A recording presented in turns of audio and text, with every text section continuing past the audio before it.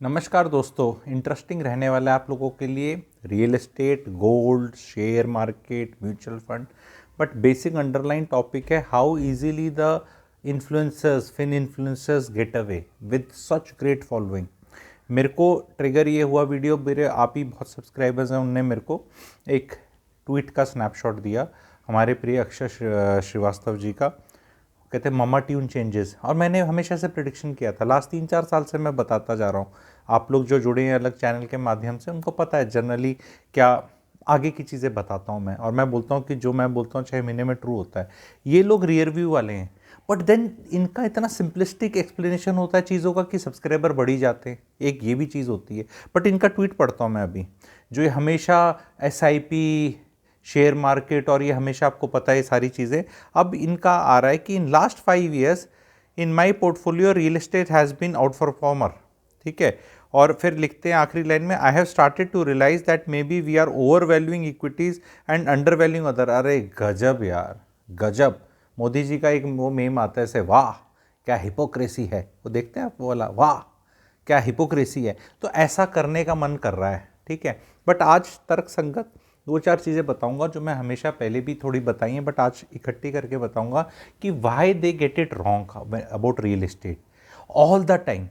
क्योंकि नीचे जो यंगस्टर्स हैं ना, प्लीज सुन लेना, क्योंकि वो कमेंट सेक्शन में लिख के चले जाएंगे बैंकों को पैसे देंगे क्या।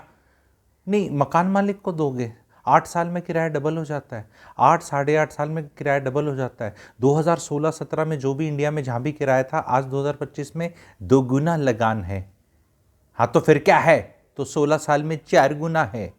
रेंटल यील्ड 3-3.5% से भी स्टार्ट करी तो 8 साढ़े 8 साल में 7% आप दे रहे हैं, और उससे अगले 7-8 साल में आप 14% दे रहे हैं। रेंट की ही बात कर रहे हैं, एप्रिसिएशन तो कौन कैलकुलेशन बहुत एक्स्ट्रा रिटर्न्स दे देगा। मैं तो सिर्फ रेंट की बात कर रहा हूँ।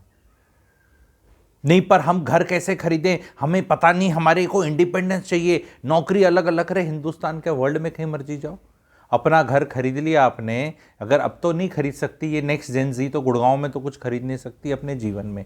जो भी 1996 के बाद पैदा हुआ है, मेरा प्रिडिक्शन है गुड़गांव के अंदर अफोर्डेबल हाउसिंग को छोड़ के जो 1.25 करोड़ के रीसेल में बिकेंगे, कोई प्रॉपर्टी नहीं खरीद पाएगी अपने दम पे। नहीं, 40 साल तक कमा लेंगे, हाँ 40 साल तक कमा लेंगे, पर वो जब भी बातें करो इंडिया में तो अब 2047 से पहले की तो कोई बात ही नहीं करता इंडिया में। अगले 5-10 साल नहीं खरीद पाएंगे।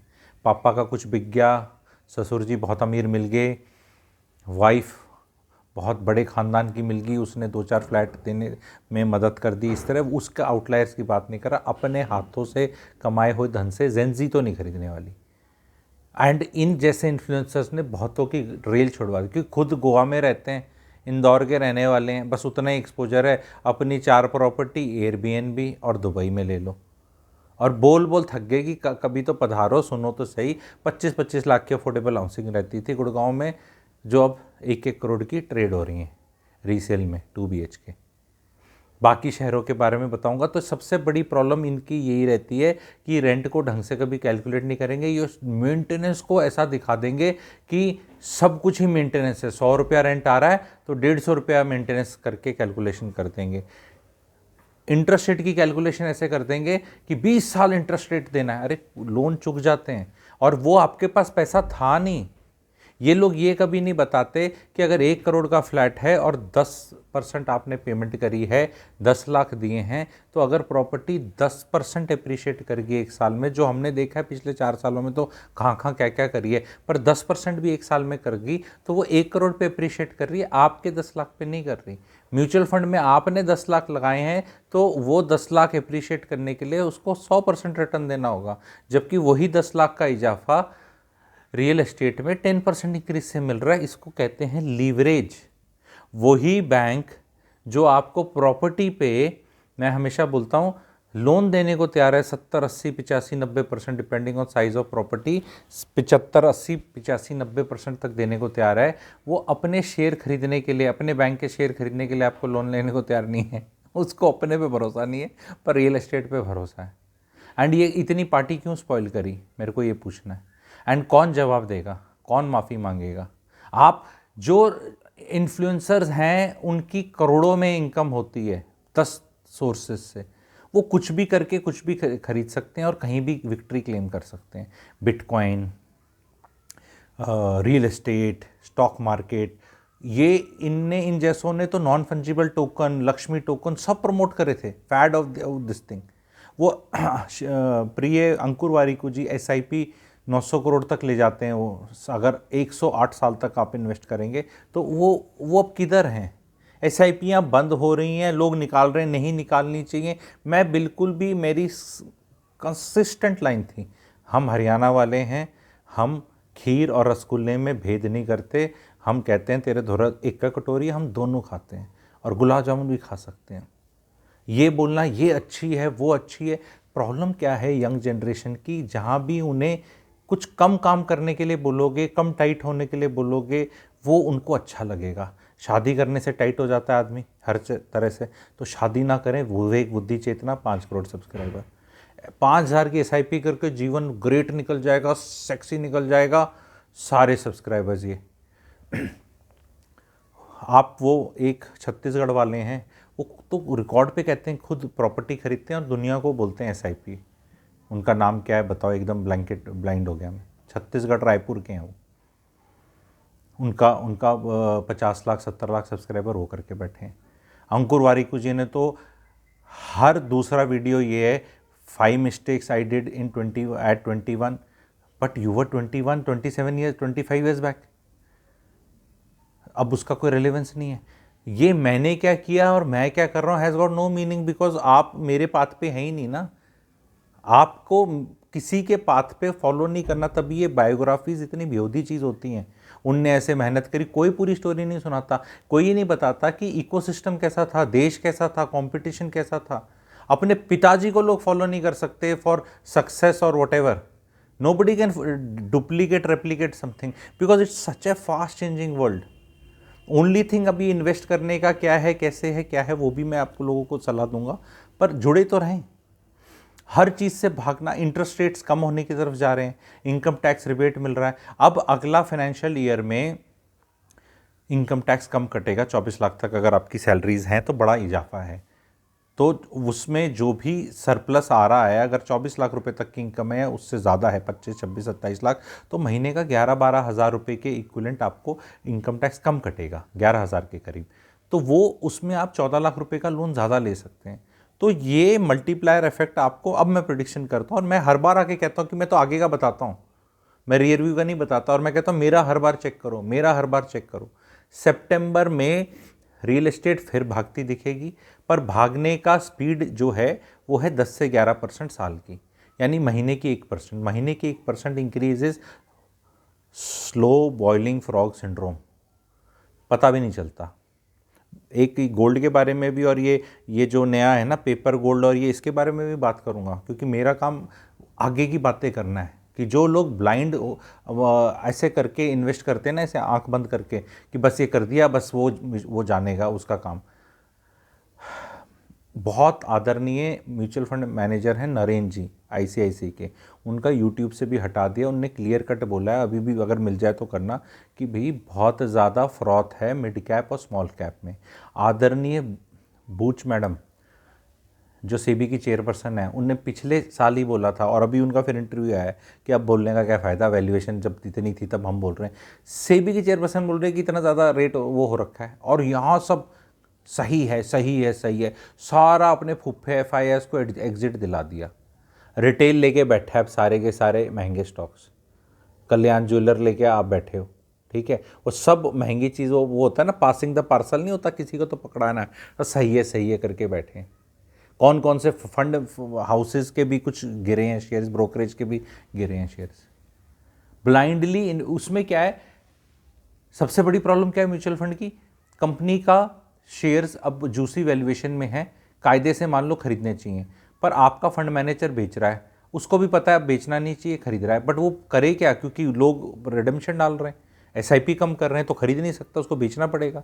तो आप समझदार इंसान होने के बावजूद भी बाकी फेलो लोगों के बिहेवियर से अफेक्टेड हैं।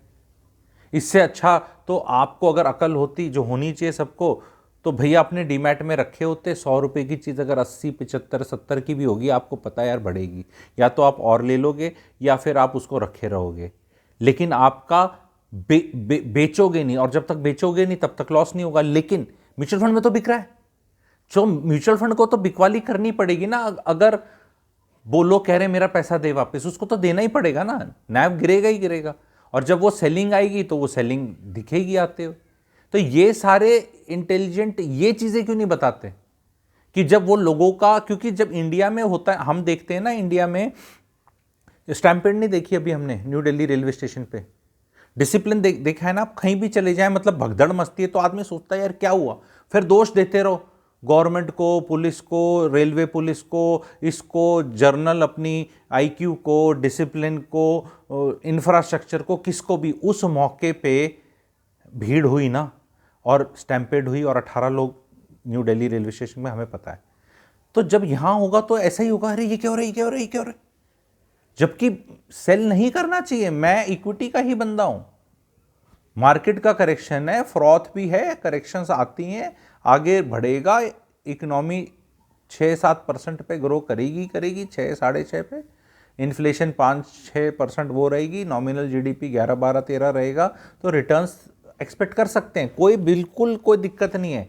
पर अब आकर ये बोलना, अब देखो, अब आके बोलना कि नहीं ये अच्छा है, अपना करो, खुद करो, कुछ और ज्ञान दो, ऐसे दो, ये दो, और उसका धाड़स बंदा, अब आके रियल एस्टेट अच्छी है, अब आके रियल एस्टेट अच्छी है। मैं खुद आके बोल रहा हूं रियल एस्टेट, अब मैं बोल रहा हूं, मैं तो real estate number 1 clarity giver हूं, मैं बोल रहा हूं रियल एस्टेट में आपको क्लैरिटी होनी चाहिए। हर जगह अच्छी नहीं है, हर टिकट साइज में अच्छी नहीं है, हर शहर की हर जगह ठीक नहीं है, कहीं कहीं पॉकेट्स में वैल्यूएशंस हैं में ठीक है, क्योंकि ये इनका काम तो क्या है, ये आज बोल देंगे, फिर आप कुछ करके फिर 3 साल बाद बोल देंगे मैं कहता था ना स्टॉक अच्छा है। जो चीज़ अच्छी हो जाए उसको बोलना है, जो चीज़ टेस्टी से बन के टेबल पे आ जाए बोलो यही टेस्टी है।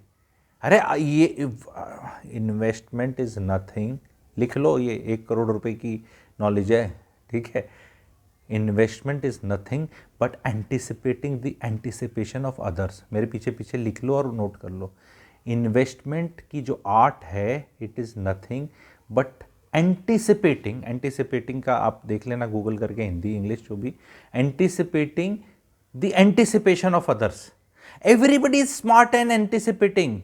ये मत सोच लेना कि आप ही आगे सोच रहे हो, लेकिन लोग आगे क्या करने वाले हैं और क्या ज्यादा सोचने वाले हैं, उसको सोच के कॉन्ट्रा ओपिनियन बना के भेड़ चाल जहां ज्यादा है उसमें से निकलता है। टूवर्ड्स दिस बहुत बेहतरीन मैं कोर्स लॉन्च करने वाला हूं 2 मार्च को, फाइनेंशियल विजडम कोर्स।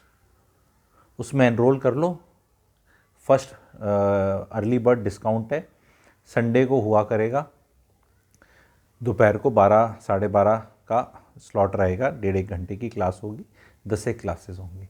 आ जाओ, जो पुराने मेरे स्टूडेंट्स हैं ज़्यादातर वही आते हैं, पर आप नए हैं, आपको आना है तो आप भी आ जाओ, मोस्ट वेलकम। फुल हाउस होगा मुझे पता है, 10 चलेगा, अच्छी गर्मी तक भी चलेगा, आपके मार्च अप्रैल और मई के अंदर भी घुसेगा, ठीक है। तो आ जाओ, वंस एंड फॉर ऑल आ जाओ। प्रांजल करके एक है, वो याद आ गया उसका यूट्यूबर का नाम। तो ये आके जो हो रहा है वो आंखों देखा हाल बताते रहो, मतलब थोड़ा जैसे वो दूरदर्शन पहले ऑल इंडिया रेडियो होता था, इनने घुमा दिया है, अब वो घुमा दिया है 3 सेकंड पहले था, अब एक्चुअली गेंद ऊपर है, अब गेंद ऊपर उठ चुकी है, अब वो बाउंड्री वॉल पे ऐसे कैच हो गया है। अब ये बीच में बोला क्या छक्का लगेगा या कैच होगा, अब वो पता है उसको, तो 3 सेकंड का डिले, वो आंखों देखा हाल वो देख रहा है, और कमेंट्री बाकी लोग ऐसे सुन रहे हैं क्या हो रहा है, क्या हो रहा है। शाना आदमी वो है जो पहले पता कर ले कि ये ऐसे जाएगा, इसका ये वाला रहेगा, अगर आपको आगे एंटिसिपेट करना है।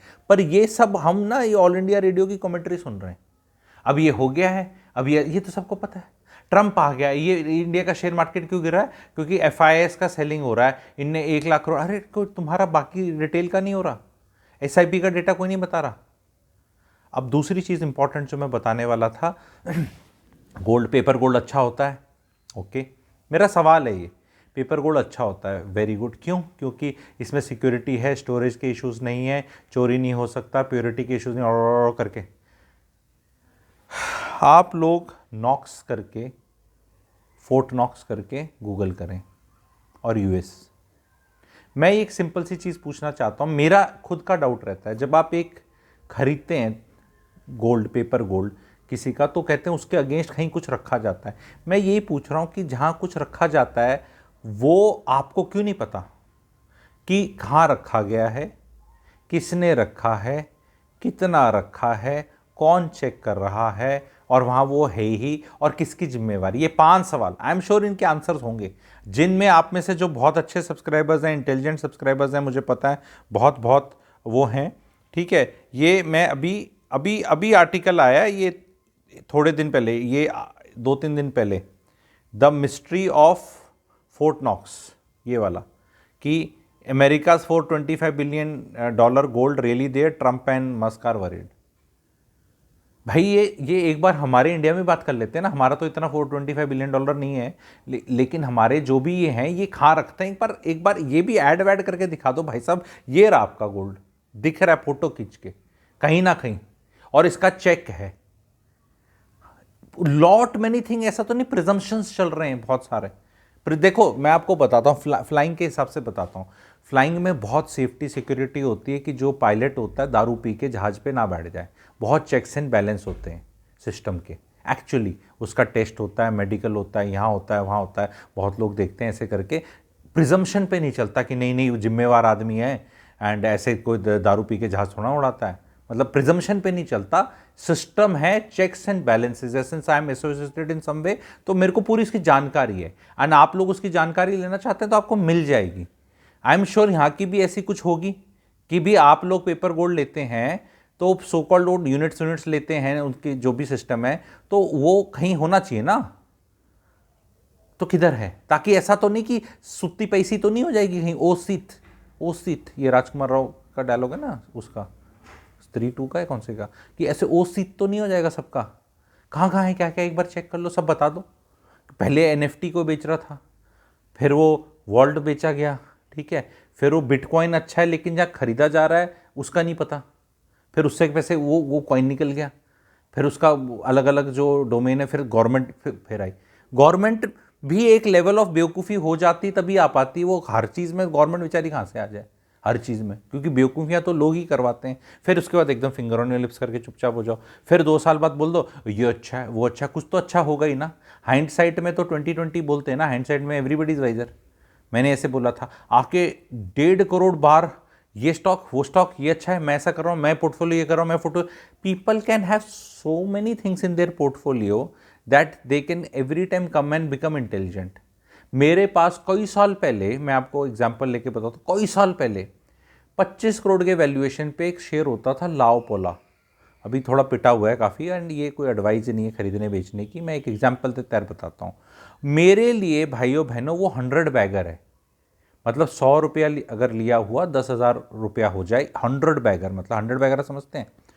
तो अगर मैं उसकी परचेज डेट दिखाऊं और उसका जब वो 100 बैगर हुआ वाली डेट दिखाऊं और कितने खरीदे बताऊं नहीं, तो मैं अपने आप को ज्ञानी डिक्लेयर कर सकता हूं। देखो मैंने 100 बैगर पकड़ना स्टॉक मार्केट में ना, मतलब रेयर होता है। 100 बैगर 2 गुना 3 गुना 10 गुना हो जाता है। 100 बैगर 60 रुपये का लिया हुआ रिलैक्सो 1100 रुपये टच किया था, पिट के फिर से 450 पे। पर फैक्ट ये कि भाइयों बहनों इतनी कन्विक्शन नहीं थी, लिया था, लगा था, बढ़ गया। अगर इतना ही मेरे को नॉलेज होती तो फिर 100 बैगर में 1 करोड़ रुपया तो लगाना चाहिए था ना, कि भी 1 करोड़ लगाया जी, 100 करोड़ हो गया, निकल पड़ी। दिवीज लैब बड़े मल्टी बैगर स्टॉक्स हैं, लेकिन फैक्ट ये कि दीवान हाउसिंग फाइनेंस भी लिया है, मैंने लिया है, वो जीरो हो गया, उसमें ज़्यादा पैसा डाला था शायद। तो अपने आप को शाना पेंट करना है, कोई पेंट करना है, एवरीबडी कैन डू सेलेक्टिवली। सारा डीमैट खोल के कोई नहीं दिखाता अपना, आप लेते रहो लॉटरी के टिकट की तरह, कुछ तो अच्छा कर ही जाएगा, फिर उसमें शाने बन जाओ। तो और हर एक के अलग अलग वो बना रखे हैं अपने, कि ये ले लिया, इसमें आके सेल बोल दो, बाय बोल दो, ये बोल दो, वीडियोस में बना दो, this is good, HDFC will do well, HDFC will do well, HDFC will do well बोलते बोलते 5 साल हो गए हैं। No even if it does well, how much well it will do, ठीक है। तो अब सारी दुनिया ने खरीदा हुआ HDFC, सारे म्यूचुअल फंडों ने खरीदा हुआ HDFC, ठीक है, वो बिकता ही है, नए लोग तो कोई आके इतना खरीदते नहीं, उसका शेयर का प्राइस आप देख लो किधर है। One day it will go do well, तो देखो I had told it will do well. अब हिंदुस्तान यूनिलीवर है, 2300 से 2800 की जर्नी लेके फिर वहीं पे आ गया, फिर वो जाके सारे वो आगे जाके वापस आ गए। सेलेक्टिवली बार बार, तभी स्टॉक्स का नाम लेना बड़ा मुश्किल रहता है। हमेशा मैं जो करता हूँ सेक्टर के हिसाब से करने की कोशिश करता हूँ। तो real estate has been doing well because it is a basic roti kapda makaan की रिक्वायरमेंट। बाकी चीज़ों में लोग हाइट टाइट कर लेते हैं, आधी कंपनीज के अंडरलाइंग वो नहीं पता हमें बिजनेसेस क्या हैं। इसके अंदर रियल एस्टेट में आने वाले टाइम में मेरा रिकमेंडेशन है आप सब लोगों को, 45-50 लाख से लेके 90-95 लाख की कहीं भी कोई प्रॉपर्टी मिल रही है अच्छे शहर में, CR में नहीं है, तो वो आप ले सकते हैं, क्योंकि बाकी जगह तो CR में हो चुकी हैं। जहाँ CR मतलब करोड़, CR वाली प्रॉपर्टियाँ कितनी बढ़ेंगी, क्या होगा, वो तो अपनी स्टोरियाँ बढ़ेंगी। गुड़गांव के अंदर अब पता है शहंशाह आ चुके हैं, एम्परर, किंग खान, शाहरुख खान। तो Shahrukh Khan is coming to Gurgaon now as a brand ambassador. तो अब पता है कहाँ से क्या जाने वाला है, कितना उपास उड़ा, अभी फिर जुलाई में पानी भर गया, उपास उड़ता है ना। अब किंग खान आ रहे हैं, शाहरुख खान इंडिया में तो कहीं रियल एस्टेट में नहीं गए किसी शहर में। Last time what I saw, Shahrukh Khan ji का कहीं जाना था तो दुबई को प्रमोट कर रहे थे, इंडिया में तो कुछ प्रमोट नहीं किया। तो अब क्या करेंगे, अब क्या करेंगे बाकी लोग, अब कहाँ स्टोरियाँ होंगी। तो आपको रियल एस्टेट इसलिए लेनी है क्योंकि आपके घर में ज़रूरत है, आपको रियल एस्टेट इसलिए लेनी है क्योंकि आप कहीं तो किराया देंगे, तो कहीं तो किराया ले लो, ताकि उस एसेट क्लास में आप ओवर डेफिसिट ना हो जाए आपका। फॉर एग्ज़ाम्पल, आप नौकरी कर रहे हैं बेंगलोर में, घर आपने पुणे में ले लिया, तो अगर बेंगलोर में 35,000 किराया जा रहा है और पुणे से 35,000 किराया आ रहा है कहीं, तो बराबर हो गया ना। It is like buying an asset, अपनी जेब। आप उस फ्लैट को लेके हर शहर नहीं घूम सकते, लेकिन उन शहरों में जहाँ भी आप रहोगे वहाँ किराया हो जाएगा, पर उसको संभालेगा कौन। अरे फ्लैट कोई खेत नहीं है जाके पानी देना है रोज़, आपको फसल काटनी है जाके। बहुत प्रॉपर्टी मैनेजमेंट फर्म्स आ गई हैं, आप जाके खुद गूगल करो, नेस्टवे, स्टैंजा लिविंग, जोलो, और बहुत ज़्यादा हैं, ओयो लाइफ, बहुत हैं, 5-6 और आ चुकी हैं, और आगे और प्रॉपर्टी मैनेजमेंट फर्म्स आ जाएंगी। एंड उनको छोड़ो, बड़े बड़े शहरों में अपना फिजिकल 2 ब्रोकर पकड़े आपने बढ़िया से, फटाफट किराए पे चढ़ता है। ऐसे मकान मालिक, वो किराएदार ने खाली किया और खाली करने से पहले आ गया। इनफैक्ट ऐसा है, वो किराएदार ही अपनी सिक्योरिटी जल्दी निकालने के चक्कर में अपने ही दोस्त को बताकर और दोस्त से सिक्योरिटी डलवा के उससे ऐसे रिफंड ले लेता है। ये भी बड़ा है, 2-2, 3-3 महीने की, 4-4, 6, बैंगलोर में तो 6-6 महीने की सिक्योरिटी है। और किरायों का क्या हाल हो रखा है, गूगल करो, rent increase in Indian top cities, बस गूगल कर लो। त्राही ऐसे मची हुई है, त्राही लूट लिया इन लैंडलॉर्ड्स ने। क्यों लैंडलॉर्ड्स ने क्या लूट लिया, उनने भी अपना पेट काट के घर खरीदा था। आप खरीद लेते, आपके पिताजी खरीद लेते, आप घूमी कर रहे थे, SIP ऐसे भी कर रहे थे। मारो उस SIP की गुल्लक में, निकालो, देखो कितनी SIP के पैसा है।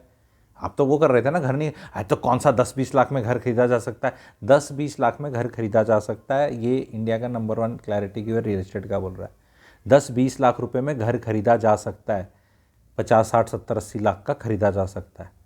जानना चाहते हो, समझना चाहते हो, तो अगर मेरे से ऑलरेडी नहीं जुड़े हो तो रैंप व्हाट्सएप कर सकते हो। मेरा रियल एस्टेट मेंटरिंग प्रोग्राम है, एक कोर्स है, उसमें 14 क्लासेस हैं, 2 घंटे की रिकॉर्डिंग है।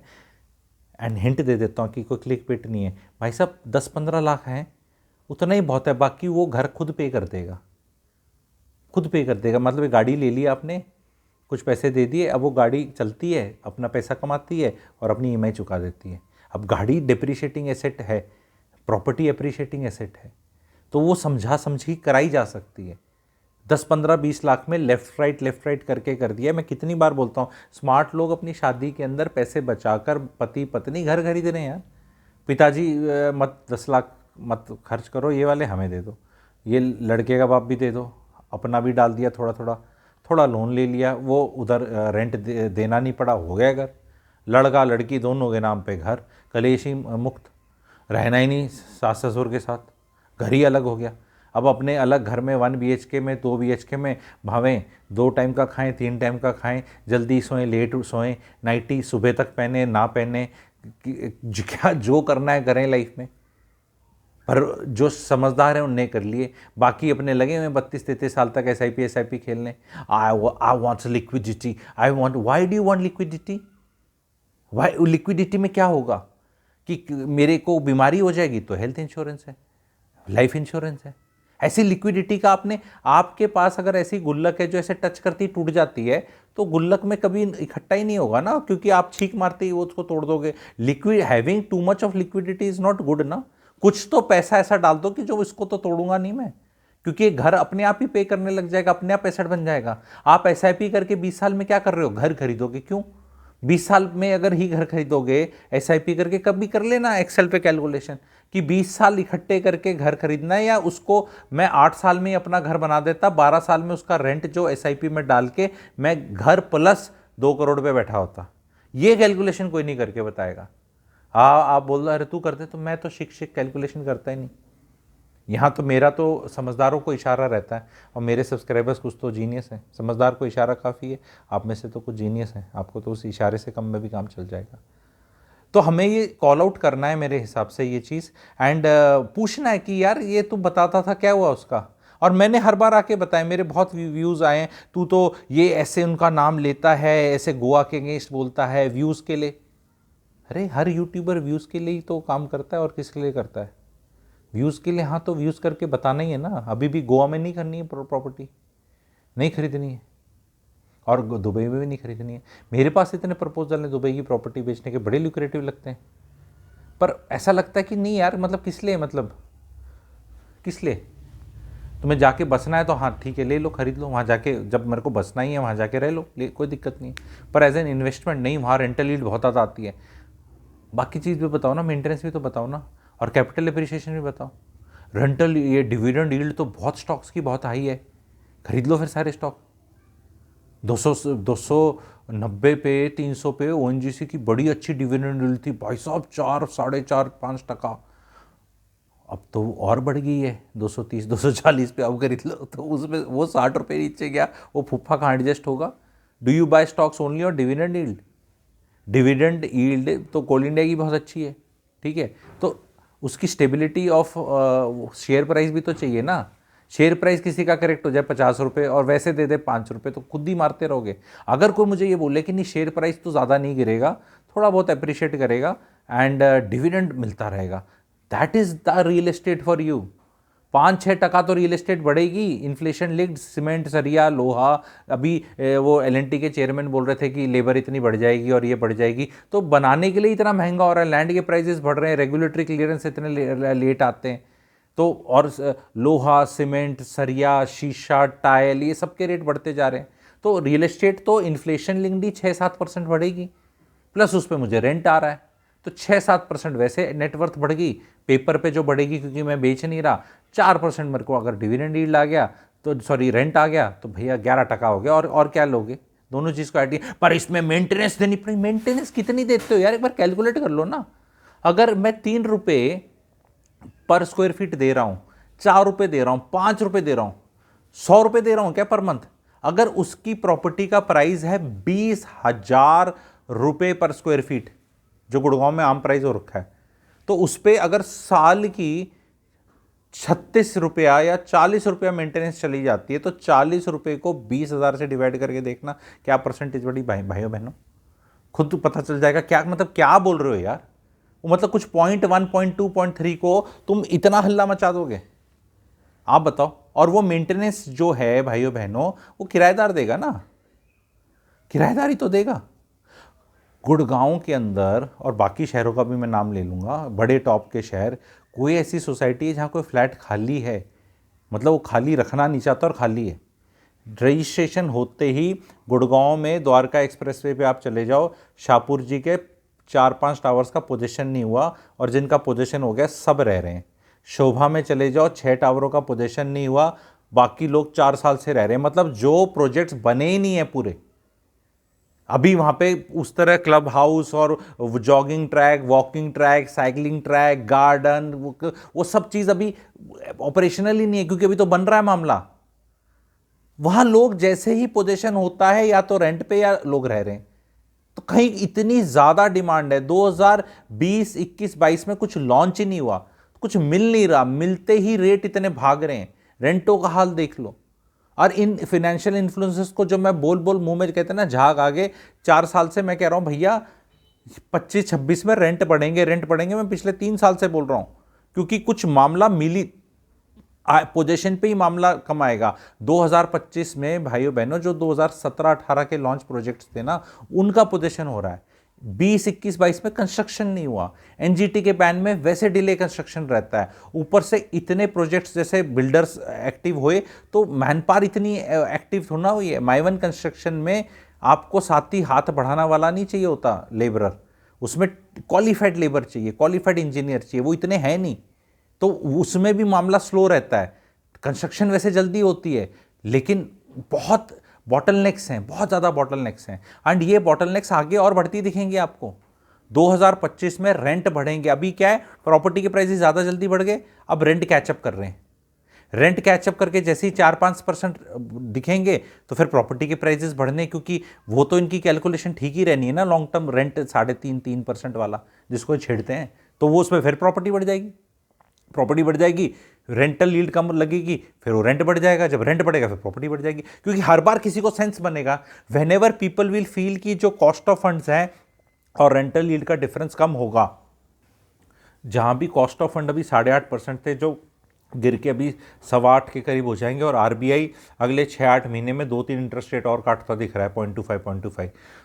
तो जैसे ही कॉस्ट ऑफ फंड 7.5% की तरफ जाएगा और रेंटल यील्ड 4-4.5-5% की तरफ जाएगी, तो जो ये गैप आएगा तो कोई ना कोई घर परिवार में शहना या हमारे जैसे ही समझाएंगे कि भाई इनकम टैक्स रिबेट का भी कुछ मिल जाएगा तुम्हें, और ये इतना गैप कम हो रहा है और जेब से तुम्हारा 1.5-2% जा रहा है, तो अपना ले लो। क्योंकि ऐसा थोड़ा कि किराया जब क्रॉस कर जाएगा और वो मकान की वैल्यू उतनी ही रहेगी, लोन उतना ही रहेगा, सब कुछ वहीं वेट करते रहेंगे, ऐसा नहीं होगा। वो हमेशा गैप रहेगा, लेकिन उसको एंटिसिपेट करना है, और 1-2-3 साल फर्क वो दिखता है, पर जिस दिन आपकी ईएमआई और रेंट बराबर हुआ तो कितने कंफर्टेबल हो जाता है आदमी, फिर अगला प्रॉपर्टी ले लेगा। इस चीज़ को बेहतरीन तरीके से मैंने रियल एस्टेट कोर्स में सिखाया है। रैंप व्हाट्सएप कर सकते हैं एनरोल करने के लिए, रियल एस्टेट मेंटरिंग प्रोग्राम दिए हुए नंबर पे रैंप व्हाट्सएप कर सकते हैं समझने के लिए। नहीं तो ऐसे ही फंसते जाओगे। और जो जितना भी ये लोग हैं, जितने टॉप नॉच हैं, सब अपनी वेल्थ पार्क करते हैं रियल एस्टेट में, दबा के पार्क करते हैं, और दिखता है। आपने देखा है बड़े बड़े एक्टर्स, अभी शाहरुख खान जी ने 2 किराए पे लिए हैं बड़े बड़े पाली हिल में, 25 लाख रुपए किराए में। तो बड़े धनी लोगों को भी कॉन्डोमोनियम्स में जाने का सुख पता चल रहा है, अब नहीं स्वाद आ रहा वहाँ पे, क्योंकि किराए पे तो कोई आदमी एंड यूज के लिए लेगा ना। प्रॉपर्टी तो आदमी बहुत खरीद लेते हैं इन्वेस्टमेंट के हिसाब से। अब आपने कोई घर खरीद लिया तो you are not sure whether you will use it, you may just invest and stay somewhere else, but किराए पे लेने का मतलब तो you know what it is. तो ट्रांजैक्शंस देखो, हलचल देखो, एंड प्रैक्टिकलिटी पे देखो। जो मैंने ये चीज़ें बताई, अपने आसपास जो रियल लोग हैं, पापा, अंकल, चाचा, ताए, जो भी थोड़े आपसे 20-30 साल सीनियर हैं, उनसे पूछो उनका एक्सपीरियंस कैसा रहा है। एंड उसमें अब सिर्फ प्लॉट पे नहीं जा सकते आप, क्योंकि प्लॉट अब बड़े शहरों में अवेलेबल नहीं है। 4 साल 3 साल जब पेमेंट का टाइम मिलता है और कोई अच्छी स्कीम मिलती है, it is a good way to acquire properties. पर नामचीन बिल्डर होना चाहिए, अच्छा बिल्डर होना चाहिए। बहुत बढ़िया ऑप्शंस रहती हैं अवेलेबल। ये ऑप्शंस को हम दिखाते समझाते हैं। अगर आप जुड़ना और सीखना चाहते हैं तो मुझे व्हाट्सएप कर सकते हैं रियल एस्टेट के लिए। अगर आप पहली बार ये सुन रहे हैं या मेरे से ऑलरेडी जुड़े नहीं हैं, तो दिए हुए नंबर पे व्हाट्सएप कर सकते हैं। तो उसमें अपॉर्चुनिटीज़ आती हैं, रियल एस्टेट एजुकेशन भी होता है, चीज़ें समझाई जाती हैं, क्वेरीज के आंसर दिए जाते हैं। क्योंकि अभी आपको जेन्युइनली आप सीखना चाहते हैं। सी सिनिकल होने में कोई नहीं होता कि कोई फ़ायदा, आके सीख लो, सवाल पूछ लो। जितने भी सवाल हैं उनके तसल्ली बख्श अगर आपको जवाब दे दिए गए तो then you will be like this ना, कि हाँ यार ठीक है। ऐसा नहीं कि आपको ईजी लगता है कि एक्सरसाइज करना मुश्किल है तो कोई बोल दे नहीं एक्सरसाइज करने के 50 नुकसान, ठीक है, नहीं एक्सरसाइज करना अच्छी चीज़ है, ठीक है, बट सोना भी अच्छी चीज़ है। और अगर आप सो नहीं रखे और टायर्ड हैं तो एक्सरसाइज करके वो टायर्डनेस ठीक नहीं हो जाएगी, वो और ख़राब चीज़ है। तो ये टोटलिटी में वही बताएगा जो सारी चीज़ को अच्छे से समझता है। तो सीखना समझना चाहते हैं तो जुड़ सकते हैं, चैनल को लाइक करें, सब्सक्राइब करें। Thank you very much.